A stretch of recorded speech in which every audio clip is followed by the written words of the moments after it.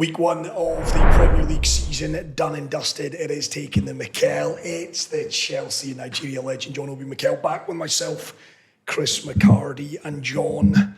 Welcome back to our humble abode. Yep, welcome back. You've been a busy boy. You're everywhere these days, John. I don't know quite if this podcast is going to last because you were in Doha with beIN Sports. Richard Keys and Andy Gray doing a number on you. All of the great stuff that you said went viral. Of course it did. Chelsea Football Club. Yeah. At the crux of the discussion, the big game from the opening weekend. So much to get through. Raheem Sterling, top of the agenda, I guess, John. You played the game. What did you make of that hullabaloo an hour before kickoff? He's not in the squad. His representatives then release a statement. Yeah. It was all a bit bizarre for me, John. Yeah, I think it wasn't the best thing it wasn't the best way to start the league, to start the campaign.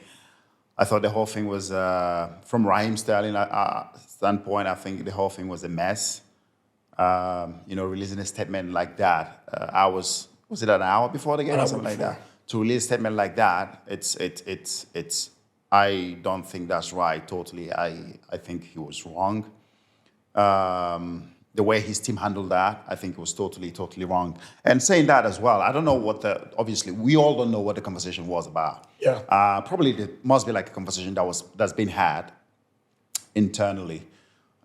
He said he's come back early for pre-season 2 weeks before, trying to make sure that he's fit for the season. He's played the pre-season games. He's played the pre-season games, and he felt he's deserved to start the season or to be in the squad as well. So I don't know what's going on there. Obviously, I think there must be like a conversation that's been had, during the summer, because Chelsea have got all this. The club and the player have had the whole summer to sort this out, to talk about this, to make sure that the player knows where he stands. But I just felt that, he probably didn't get that, or maybe there was a sort of conversation that was had, and then he thought, okay, maybe I'll just buy my time and wait and see the start of the season if I'm going to be in the squad or not. And then he wasn't in the squad, and he thought, okay, you know what, I am going to go all gun blazing and release my statement. Statement was totally wrong. I don't think a player is never bigger than the club. No. Definitely not. A player is never bigger than the club. But then saying that as well, sometimes a conversation, it's very important. Communication is very important. And I think probably he felt like he hasn't got that, or he didn't get that from the club. Because if you're a football player, a top player like Raheem Sterling, you know what I mean? He's an international for England. He's represented England in the World Cup, Euros. He's won trophies with City. For me, I think he's a top player. You know what I mean? Is he a world-class player? That's another debate. But for me, he's a top player. Yeah. Sometimes these top players feel like, they've earned the right to have a conversation with the hierarchy. I hear that. So was there a conversation that was had between him, his team, and the hierarchies? That's another conversation. Because knowing me being in the club for so many years, I knew how Marina and Menalo, how they ran the club back then.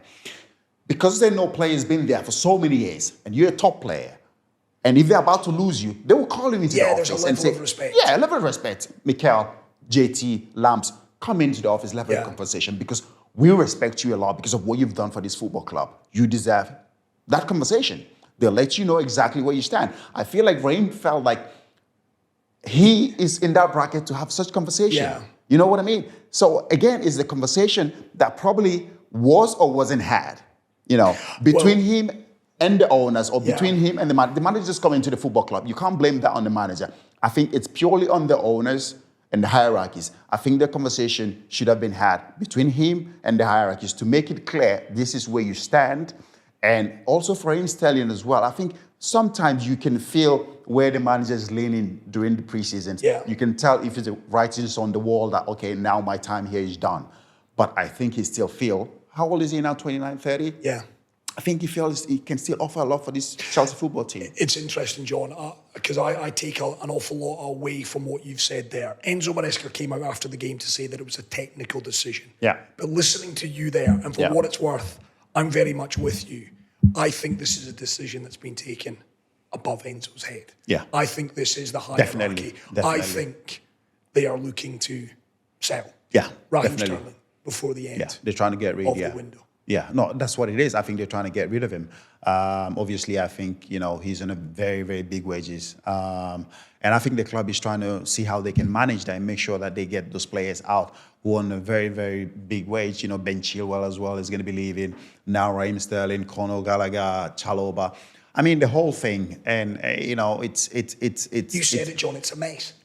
It is a mess. But then again, I mean, is there a strategy of Chelsea Football Club buying all these players and making sure we stock up if for some reason there is something that happens, if we're not going to be able to sign players in, I don't know, 1 or 2 transfer windows, whatever it is. That's a rumor that's flying around. I can't confirm that. There's going to be a transfer ban in Canada. I have no idea. If that happens, then we know that we've got players to last for another 1 or 2 transfer windows. So I don't know what that situation is, and I can't confirm that. But obviously saying that as well, that I went to London, I met up with Paul Winstanley, the sporting director, lovely guy though, spoke really well. Seems like he knows what the club needs, and he felt like he has the club in his heart. He wants the club to do well. And coming out of that conversation, the feeling that I had, this is a guy who really loves the football club, that really wants to see Chelsea do well. Of course, he's a professional. Exactly. So we can't blame the manager. I think the manager is just coming right now, and most of the decisions, he can't take those decisions. He's got the players that he's got. He has 48 players to choose from. But a lot of people picked up on those comments from our last Taking the Mikel saying, come on, John, a lot of those players will be gone by the end of the month. Yeah, they will be gone. Yes, they will. Yeah. But let's deal in fact. At the time of recording, exactly. there are 42 players. 42, 48 players, yeah. First team players at that football club. That is easily 12 too many. It is a lot. You can make a case to say 14 too many. I appreciate they're in Europe. You need big squads today to mitigate with the injuries, and given the fact players don't get rests anymore. You don't need that many though, yeah. But that is 42 players, John, is insane. That's a lot. We're gonna see an awful lot of players leave this football club come the end of the month. Raheem Sterling, you now think he's done? I think Raheem Sterling is on. I think probably this is the last time we'll see of Raheem Sterling, in the Chelsea shirt. I think you don't make those statements and then still be at the football club. The timing was absolutely wrong. And, I just think, and also coming out with such statements, I think Raheem Sterling is experienced enough. I think probably this is not the first time that he's been dropped, maybe at Manchester City or at Chelsea. And he hasn't come out and said something like this. I'm sure there's something that's been said behind closed doors that's made him come out and say something like this. Surely he's that experience of a player to know that this is wrong. I can't do this. But for him to come out just before the game and say it, he's trying to send a message. But it was definitely wrong. No player is bigger than a football club. So I can't sit here and say what Raheem Sterling did is right. Absolutely wrong. But then, was there a conversation that was had between him and the hierarchy of the football club to warrant Raheem Sterling to come out and make that statement? That's left for us. We don't know. I don't know. I think it's maybe a lack of respect on both sides because I'm looking at you, John, and thinking, could you have ever envisaged you releasing a statement like that when José was in charge with Roman? But that is the thing, though, as well. You're going to have to think. I'm not even thinking about that. The first person I'm thinking about, fucking JT. What is he going to do to you? Oh, he'd strangle you. Oh, that you come out an hour before a game or 30 minutes before a game and release that statement. He's going to call you in the fucking dressing room. Mate, what the fuck are you doing? I'm scared. Go back now and take that down. That is going to be the message. Pure and simple. The big players, the senior players will even deal with it before it gets to the hierarchy, before it gets to the manager. But again, that's what I'm saying. Leadership is very important. We don't have that anymore in the football club. And no disrespect to anybody. No disrespect to our captain, Reece James. I've said it. A captain needs to be on the football pitch. If you are not there, trust me, it affects the performances, the environment, what happens in the whole building, in the whole place, because you're not on the pitch. It does. So for me, leadership is not there. I look at the captain, on Sunday. Enzo. There was no leadership. Top player, He's a top player. Let's give him that. He's a top player. He's a good A player. lot of criticism. Exactly. He's getting coming under a lot of criticism. He does well, when he plays with Argentina. He puts some really good performance. I think there's something there. I think there is something there. But is he playing the right position as well? Because getting him to play offensively, is that what he's good at? I don't know. I don't think so, because we've tried him in that position so many times and he hasn't paid off. Obviously, we've got Caicedo there, we've got Lavia there, but you have to make room for Fernandez. I think keep playing Fernandez and Caicedo. I think these two will eventually gel and start playing well. And Cole Palmer should not be on the wide right. He should not be frozen out on the wing. That's not where he's best at. His best position is number 10. He should be in the middle of the pitch. Sometimes a part of the game, I looked at him, he was kind of lost. Yeah. He needs to be where the action is. He needs to be in the middle where he touches the ball a lot. Players like that need to feel the ball. They need to constantly touch the ball, because if they don't, they get fizzled out of the game. So he needs to come back and play in his favorite position. Number 10, we've signed Pedro Neto, give him a chance, let him play on that right wing and get Cole Palmer in the middle and get Nkunku, that I thought for some part of the game was really looked really sharp and really good. Intelligent. There's a good player there. Intelligent, I want to come back to Enzo. Named as captain. I mean, John, we spoke on Taking the Mikel a few weeks back. The hullabaloo, if I can use that word to describe winning the Copa America, the chanting, we're not going to go into it again. For Enzo Maresca to name him as captain and then to play him in an offensive position at number 10. They brought Nkunku off after an hour. I'm sorry, Enzo should have been the first player hooked. I know he's the captain on the day, John, but Nkunku, to your point, there's an intelligence there. He did some things well. Cole Palmer, you're never taking him off. I thought Lavia was, by and large, I actually thought he was Chelsea's best player. He was really good player, yeah. And Caicedo, I'm a huge fan. Wasn't his best performance as well. But Enzo's the one that should have been hooked. Naming him captain, John, I mean, what did you make of it when you saw it? But that's the thing as well. Again, it comes down to a manager being bold enough to make big decisions as well. Not because you've given him captain for the day. That means, you can't take him off. He was having a bad game. Everybody could see that. Even he could see that he was having a bad game. Should have taken him off. I thought, like you just said, Lavia played, he had a good game. Really well. Really good game he had. And then Caicedo as well needs to be there because, he's still, even if he's not playing well, he's still breaking up plays and trying to make sure that he does his job, which is to break plays and get the team to play. So I think between those three, I think Enzo should have been the one that was, he should have been the one that was been hooked off and taken off because he had a really, really poor game. There was so much positive though to take away from the game on Sunday. What were they? Lavia definitely for me. Lavia, definitely. I thought he played well. I thought the back four played well. I thought Fofana played really well. coming back from such a massive injury, missed the whole of last season and come back and put on a performance like that. For me, I thought he looked really good. Levi Colwell as well had a good performance. Cucurella until he had his crime and everything. And Haaland. and trying to ask Haaland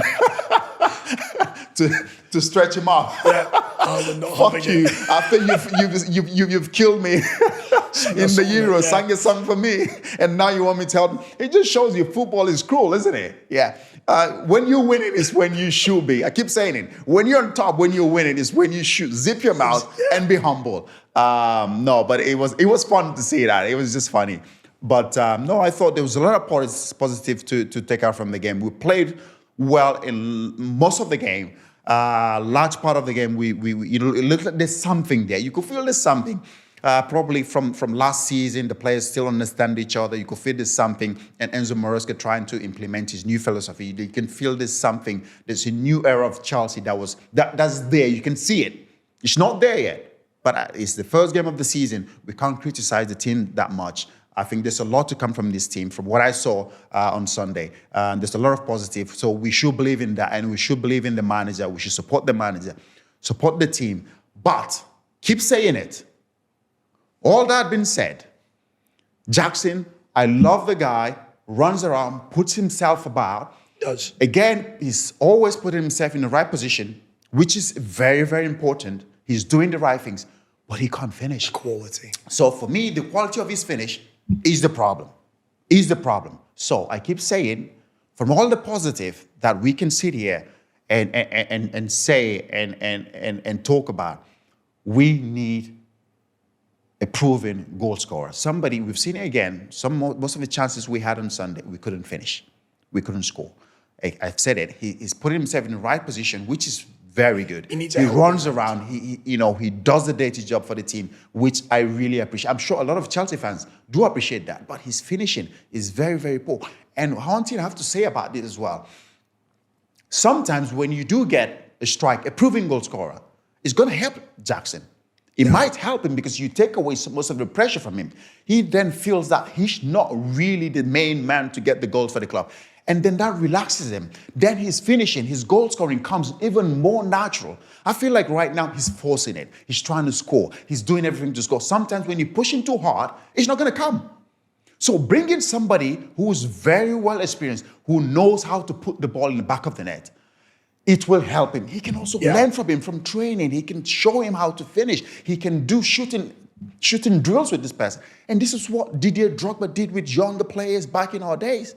Because they saw how he hits the ball, the technique in where he hits the ball, the technique in where he takes free kicks, penalties, whatever it is, 1-2 touches, the way he finishes. This was the drill Didier Drogba was doing every day in training. And young players saw that. After training, they go with Didier Drogba to learn that.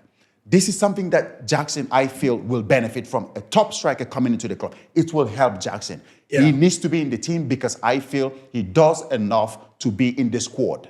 No doubt. But he's still a young man. He's still a young man as well. 14 goals last season. So there's something there. There's something there. It's just, to your point, he needs a big helping hand because we come back to it. It's Chelsea Football Club. It is. And it is about Chelsea Football Club competing for titles, not competing for top 6 finishes. Exactly. We don't. One thing I refuse to be is a mediocre team. I know Chelsea fans sometimes they say, "Oh, Mikel, you." Yes, I am. It's because of the love that I have for this football club. I spent 11 years of my life giving all my best for this football club, for Chelsea Football Club. It's the love. I want the best for this football club. I want the best for our fans. I want us to be competing because that's where we've been. Yeah, I get it. We've always been in that level of challenging to win the Premier League, challenging to win the FA Cup, challenging to win the League Cup, being in the Champions League. That's where we've been. And for us, that's where I want us to get back to. Yes, we can give us as much. We can say, okay, buy us time, give the team time. But the more time you're given, the likes of Villa are coming up. They're overtaking us. Yeah. Arsenal has gone past us. You know what I mean? Liverpool are doing much better. Yeah. City, obviously there. So as much as we say Manchester United, they're players, they're going to be competing again this season, I feel like. Tottenham as well, you know what I mean? So we can't keep, yes, let's give us time. But as much time we want to give, we want to be competing. Yeah, we want to be because we don't want to be left behind. Everybody's progressing. We don't want to be left behind. I have said it. Get quality. It's about the quality, not the quantity. We're getting a lot of questions. We popped it up on our social medias to get our viewers and those that download the podcast to send in their questions. John, a lot of people asking, 2 weeks until the window closes. We're expecting Sterling, you've said it on the pod, to leave. Ben Chilwell, Enzo has also said, doesn't quite fit with what I want to do in terms of my philosophy at this football club. We expect him to leave. Romelu Lukaku, it's a matter of time before he moves to Napoli. Of course, Napoli beaten 3-0 at the weekend as well. So Antonio Conte already under a bit of pressure there. He's not going to be happy. He's not happy at all. Conor Gallagher, Trevor Chalobah, we're expecting all of them to leave. We all know who you want in. We're not going to go over the old ground. A compatriot of yours, that's your number 9. What else do you want to see Chelsea do? It's mental to me. Having spent £1.5 billion, clearly, we're still talking about bringing more players. It's mental. But what do they need? But that's what it comes down to. What they need. Quality, not quantity. Yeah. If we brought in a lot of quality players, we would have been talking about getting more. That's true. No, exactly. That's what it is. It's quality of quality. Exactly. So for me, when I look at it, of course, number 1 priority for me, is a striker. Yeah. Somebody who can score goals. We need a striker. Yes, I've said it. If it's not Victor Osimhen, get us a striker. But my preference would be him because he's available. If it's not him, just get a striker who can score goals. 10% cut. I joke on that. I joke. So just get us that. And again, we then have to look at a goalkeeper. Sanchez, I like him, but I think when you want to become a big club, we had it with the best keeper I think in the Premier League has ever had, Peter Cech, top goalkeeper. And City And have now got when one. you look at this, the modern football, the current teams, City's got a top goalkeeper, Liverpool. Ederson. Liverpool got Alisson, top goalkeeper. Arsenal's gone out and paid almost 35 million for Raya as well. You look at Newcastle, Nick Pope, they've got that. Tottenham, they've got a top goalkeeper. The Vicario, they've gone out, they've brought in Vicario into the football club. So looking at that, we need a goalkeeper. We need a solid top goalkeeper. And then, of course, coming back as well, I think, like I said, Fofana and Levi Colwill, I thought they performed really well, but they might need a backup or another top defender who's going to come in and help them. Again, it's about depth as well. Because when I look at that City team yesterday, the funny thing is, during the game, we made changes. They made changes. But look at the changes that came into the team. Improved the team. It improved the way they played. Chelsea's subs did not improve. Our subs didn't improve our team. Well, Neto, it's a bit harsh. I like him. I think there's a player Neto, there. yeah. First game, yeah. You can't be too harsh on him. Like I've said, I know you said there's something with him. There's a top player if he's fit. He's a good player. Dewsbury Hall bringing in that Conor Gallagher can't? Is what I ask. I am not here to single out players. You can't single out players, but yes, Dewsbury Hall, you know, he had a fantastic campaign with Leicester last season, got them promoted, worked with the manager, but this is the Premier League, mate. This is Chelsea Football Club. This is the Premier League. So for me, again, I have nothing against the player. I just think that for me, again, is it a recruitment that we needed? No, not for me. So for me, I think we should bring in players that's going to help us, that's going to improve the football club. That's what we need. So for me, a top striker, a goalkeeper, and another centre-back that's going to make sure that we start to compete. I tell you what, John, it's going to be a busy 2 weeks. It is going to be a busy 2 weeks because we need to get some players out of the door. Yeah. There's a lot of players that need to leave the football club to make way for other players to come in. So it's going to be a busy 2 weeks for Paul. And Lawrence. Yeah, exactly. So and Enzo. and so, you know, they need to make sure that they get that right. So, I mean, lots of positive to take out from the game on Sunday. You know, it's the first game of the season. So we need to keep supporting the team and supporting the manager. Not lost on me what colours you're wearing for this podcast today, John, because last week you raised an eyebrow when you backed Aston Villa to go to West Ham and win. They did do just that. And I tell you what, John, for 40-odd minutes, I thought Aston Villa were fantastic in that. In fact, over the piece, they got the win. John Duran, the young Colombian, stepping off the bench to score the winner, 2-1 win for Villa. Well done you, because you backed them. And I was thinking, really, West Ham, new signings, new manager, they'll get something there. Villa were excellent. They were very good. Oh. Villa were very, very good. And again, I think they have it's not just the players, they have a really, really top manager who, again, that I've had, he is across board. He runs the football club. Top to bottom. Top to bottom. Yeah. All the signings is Unai Emery. Unai Emery decides who goes and who comes into that football club. It's important. It's very important for a manager to have a big say. Listening to Ange yesterday, he said, I have a small part to do in the transfer windows. And that part is who goes out and who comes in. That's my small part that I do. So you need a manager who knows what he needs and what he doesn't need. Yeah. So for me, looking at Villa, they look like proper football team. And you like me, Morgan Rogers. Morgan Rogers. I love Morgan Rogers. I think he's a fantastic player. And for Unai Emery to last season look at him and say, I'm going to bring you, what was it, from Middlesbrough? I'm going to bring you into this massive football club and give him the belief that he needed. I look at him now perform. From last season as well, you could see there was something there. But this season, first game, I know it's only first game, but he looked like a real deal. And again, they had Jacob Ramsey, who just came back from a massive injury, looked sharp, looked hungry, and he was involved in the second goal. So for me, Villa looked really, really good. And of course, Watkins as well, who's not fit yet. I think he's not fit. He hasn't trained. He hasn't had the proper preseason. So I think there's enough depth for them to be able to compete in the Champions League and also in the league. They were very good. Amadou very, very good as well with the opening goal. Yeah. Quick words before we wrap up. Arsenal, of course, winning. Yeah. We expected that. You backed them to win against Wolves. Kai Havertz, goal and an assist. I've seen one or two Chelsea fans. Why did we sell him? Well, I love it. Ignorance and hindsight's a wonderful thing. Arsenal, comfortable. Kai Havertz, goal and an assist. Chelsea sold him because they made good money for him. And there was not many Chelsea fans that were bleating on when they did sell him. Great start to the campaign for Arsenal. Yeah, great start. I mean, again, it's not about making money. It's about keeping the players who you think that will help the football club, who will keep the football club keep growing. And that's what, we've sold him. Yeah, Kovacic as well, who had, I thought, That's true. was the best player on the pitch on Sunday. We sold him. And he's come back and he's destroyed us on the pitch on Sunday. Thank God I thought he was the best. Thank God he didn't celebrate. I absolutely love that from him. Showed the respect that he has for the football club. Didn't celebrate.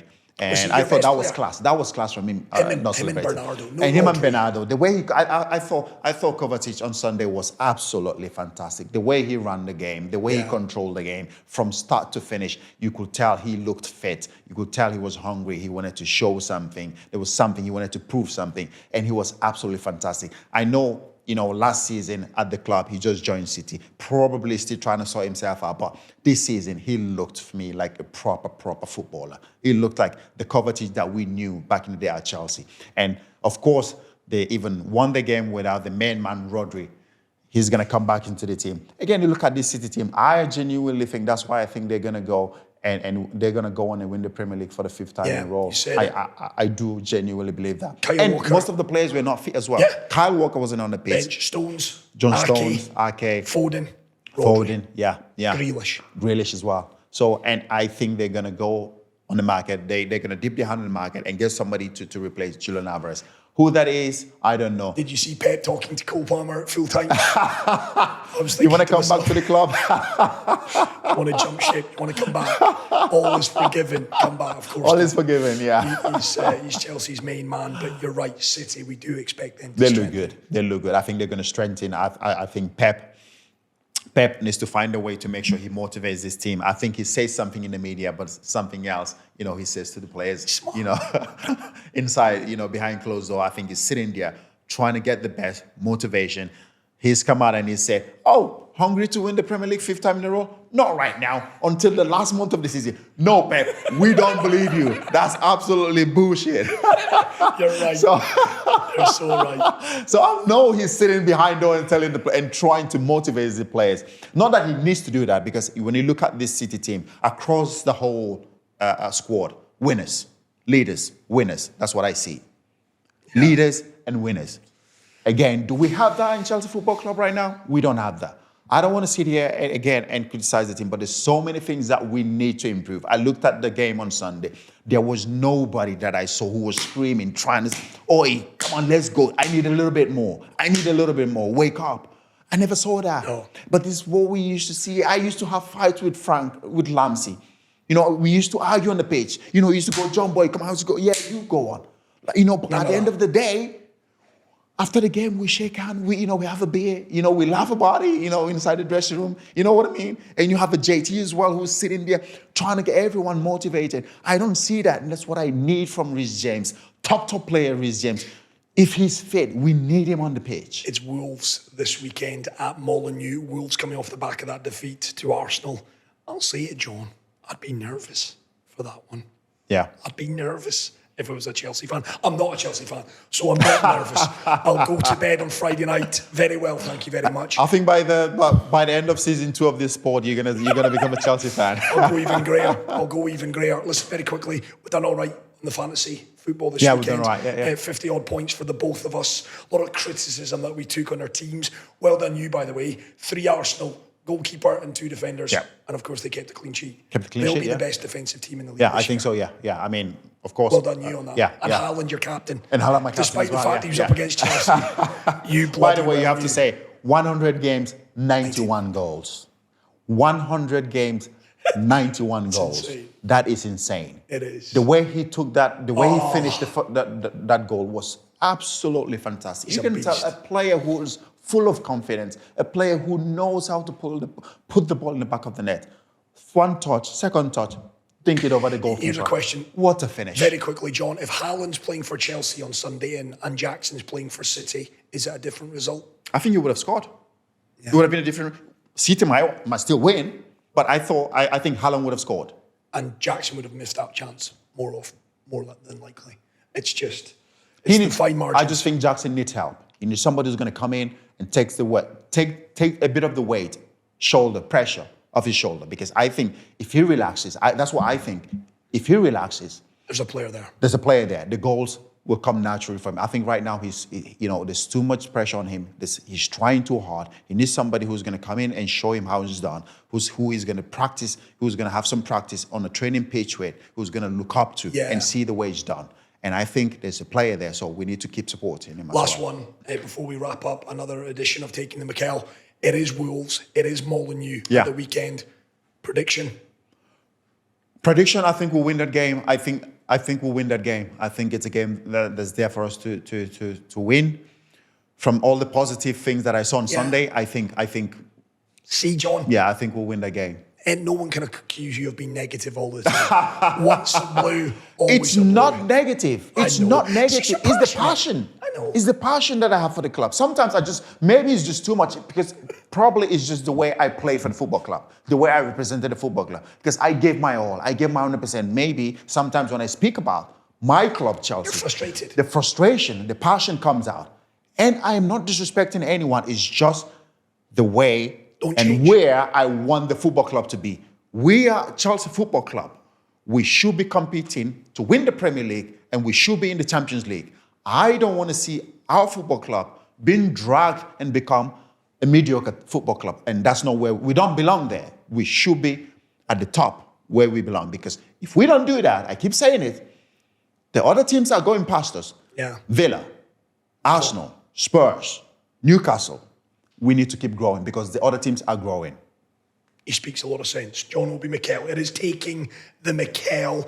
Do tell your friends about us every single week. A reminder as well, brand new episode of the Obi-Wan podcast made possible by the team at BetWinner, Robert Pires. We've gone into enemy camp to speak to Robert Pires. Great interview that. He's talking about the Invincibles. Of course, the run-ins with Chelsea, with John's Chelsea, the greatness of Thierry Henry. So do check that out. That's available on all your usual podcast platforms as well as our YouTube channel at Obi-Wan Podcast. Do tell your friends about us. Do subscribe. Do rate us as well, as long as it is 5-star. But John, always great. We're going to be catching up next week. Transfer window closes in just over 2 weeks' time. We're excited to see what you're excited, yeah. Good luck at the weekend against Wolves.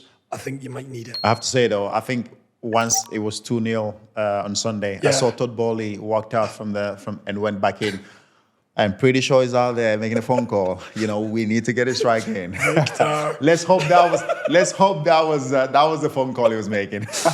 Watch this space. Ta-ra for now.